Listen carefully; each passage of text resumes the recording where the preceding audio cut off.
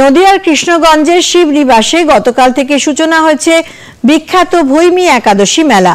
রাজা কৃষ্ণচন্দ্র আজ থেকে প্রায় 262 বছর আগে ভৈমী একাদশী তিথিতে বিরাট শিবলিঙ্গ প্রতিষ্ঠা করেছিলেন, যা এশিয়া মহাদেশের মধ্যে দ্বিতীয় বৃহত্তম শিবলিঙ্গ হিসেবে পরিচিত। এই মেলার অন্যতম প্রথা মাইলোর খই বিকিকিনি। যারা মেলায় আসেন তারা মাইলোর খই কিনে নিয়ে যান। আবার অনেকেই উপবাসে থেকে পুজো দেওয়ার পর জল এবং মাইলোর খই খান। গতকালের পর আজও শিব মন্দিরে পুজো দিতে ও মেলা দেখতে দূর দূরান্তের মানুষের ঢল নামে। খেলনার পাশাপাশি গৃহস্থালীর নানা পসরা সাজিয়ে বসেছে দোকান। এছাড়াও আছে খইয়ের অনেক দোকান।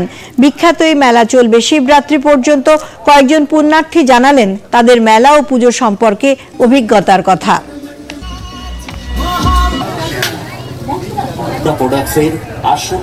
ছোটবেলা থেকে এই মেলায় আসছি আমি এবং বাবা আমার হাত ধরে প্রতি বছরই আসি, প্রতি বছর অপেক্ষায় থাকি কবে এই মেলাটা আসবে। এটি একটি অনেক প্রাচীন মেলা। মহারাজা কৃষ্ণচন্দ্র 260 বছরের বেশি সময় আগেই এটি প্রতিষ্ঠা করেছিলেন।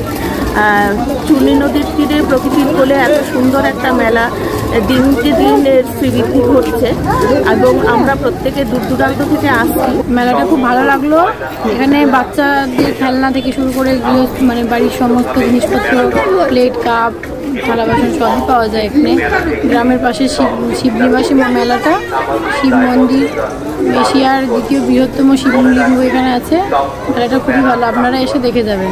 এটা 262 বছর হচ্ছে, এবার খুবই জাঁকজমকপূর্ণ হবে।